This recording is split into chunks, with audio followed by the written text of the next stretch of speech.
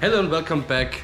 In today's video I'm gonna show you how we do our Japanese style Rokkaku Hanmaru handles. I'm gonna show it to you on the example of these two monosteel knives. We have a 230mm Giotto and a 190 by 80mm cleaver. Orders from our customers, and I thought I'll bring you along and show you how we do this. We start by preparation of heel and spine, so we round both of those parts on the belt grinder, first with a 60 grit, then with a 180 grit. This part is very important because you don't want any sharp corners around heel or spine of the blade and make it comfortable to handle. So we start preparation of the tang itself. The tang should be 10mm tall and should start 50mm from the heel. Our heel area is mostly 20mm tall, and I prefer the tang to be around 60 to 75mm long.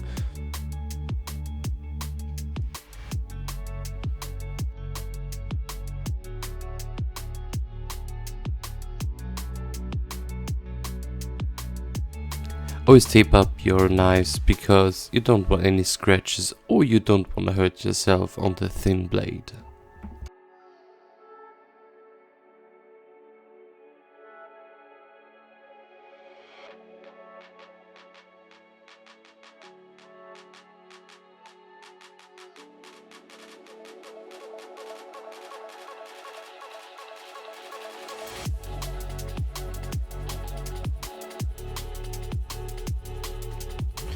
Here you can see me scribe all the lines for the tang, so later on the belt grinder I can easily grind all the materials to the perfect size.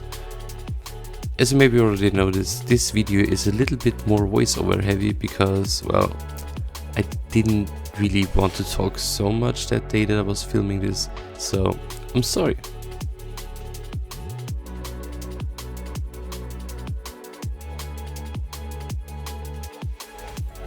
I always use a file guide for the shoulders of the tang and the knife because I want a nice crisp flat area to have the material sit on.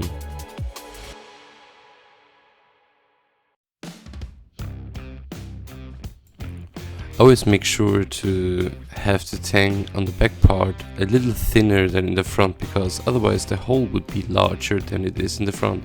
And I also round off the sharp corners on the slack belt. And now it's time to prep the handle materials. We use this piece of bog oak for the cleaver that we cut off and flatten on the disc grinder.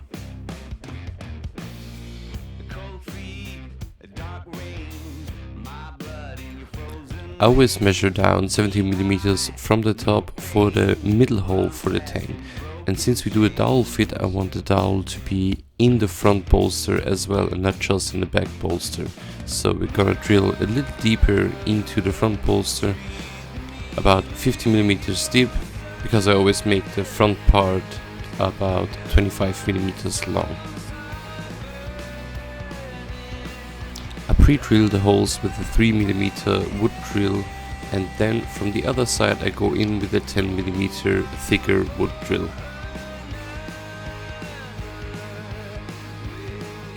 Then I open up the slot for the tang with two new holes, and then I burn in the rest of the tang to make it a really tight fit. And fun fact of the day, burnt bog oak smells a little like cat piss. I also warm up the shoulders to make them a little deeper into the wood, as you can see here, for a nicer fit up. And since we do a dowel fit, we have to prep the dowel. The dowel is a 10mm piece of beech that's slotted on our mill and now only cut to length.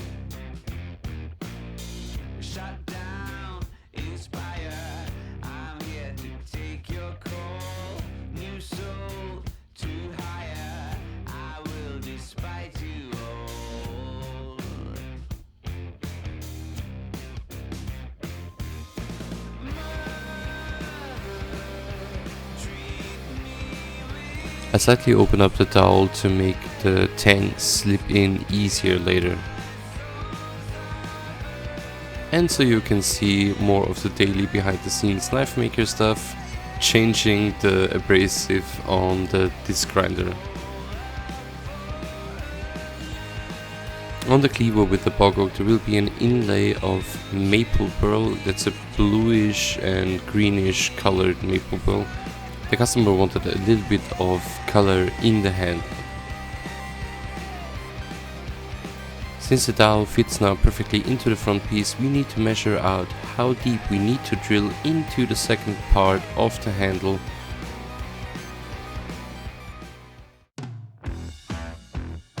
My personal tip is always mark where is the front of the handle that you want to drill, not that you suddenly drill on the wrong side of the handle material. It's, well, happened a few times. Then we drill deep enough for the dowel to fit, but not too deep to make it wobble around. Also the spacer piece is now drilled and, well, cut up in the 10mm.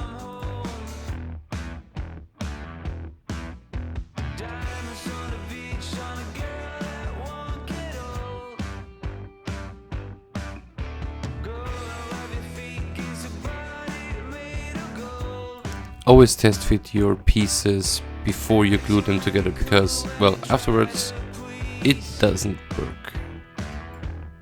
Gluing together the pieces of the material, we use a very strong super glue because it has a faster curing time and it is a little bit stronger than a normal epoxy glue.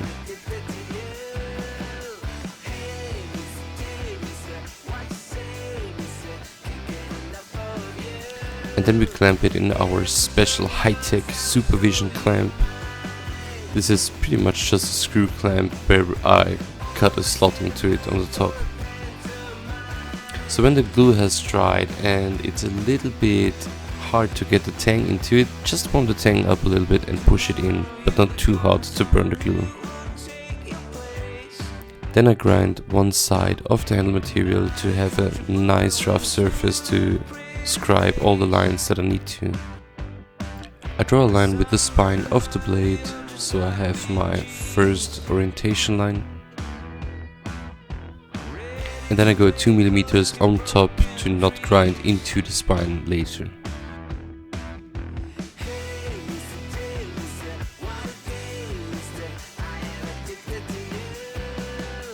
As you can see here, I make my handles about 125 to 135mm long. In the front it's about 25mm and in the back about 30. And then I start to grind away all the materials until I'm on line with my measurements.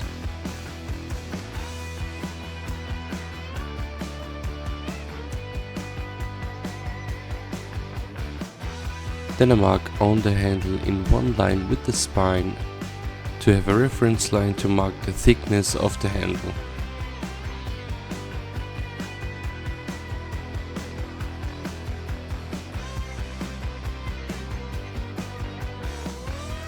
In front I go with 20mm and in the back with 24.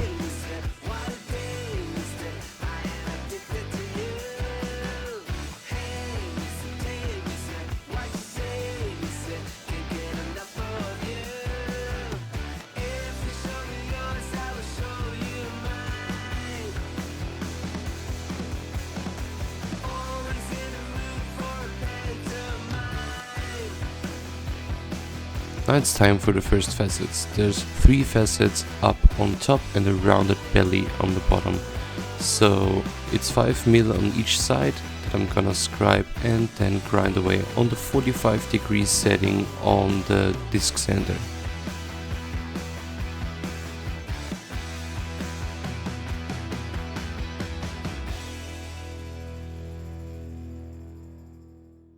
Then I start running with another piece of facets on the bottom and break the corners until I smooth out everything.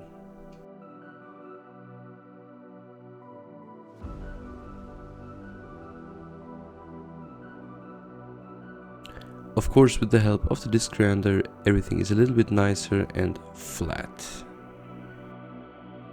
Then I start to polish everything on the machine. I go 60, then disc sander versus 80 grit, and then 180 and then 400, everything on the machine.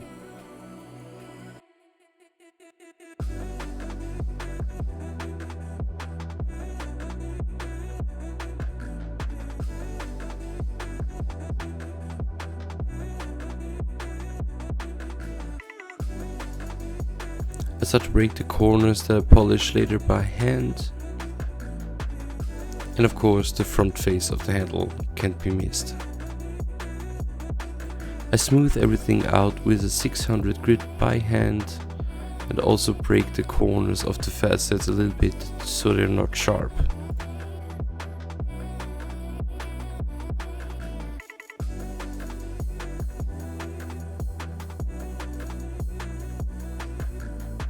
This stuff is kinda interesting. It's a granulate that you just pour into the handle, heat up the tang a little bit, and it melts around and keeps the tang in strong.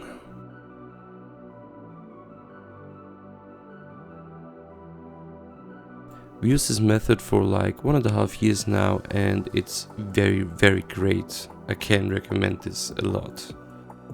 And then a little cleanup of the stuff that poured out. And then my favorite kind of wood finish, Baltic plates burnish. Heat it up a little bit so it gets smoother on the surface of the wood.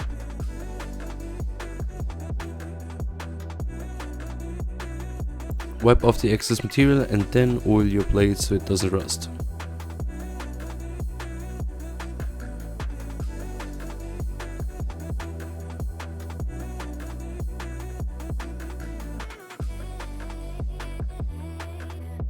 So they are both now finally finished, and I think the handles look absolutely awesome. On the Giotto there is a blue poplar burl with a bog oak front. On the cleaver is a bog oak with a blue-green maple inlay. Both each are customer orders. They decided the handle materials, and I think they both look pretty awesome. These two will make a customer very happy in the next few days, and you could make me happy. Do me a favor, go down, click like, go subscribe, and leave a comment. Which one you like more, poplar burl or bog oak with maple burl? So, thank you for watching this video.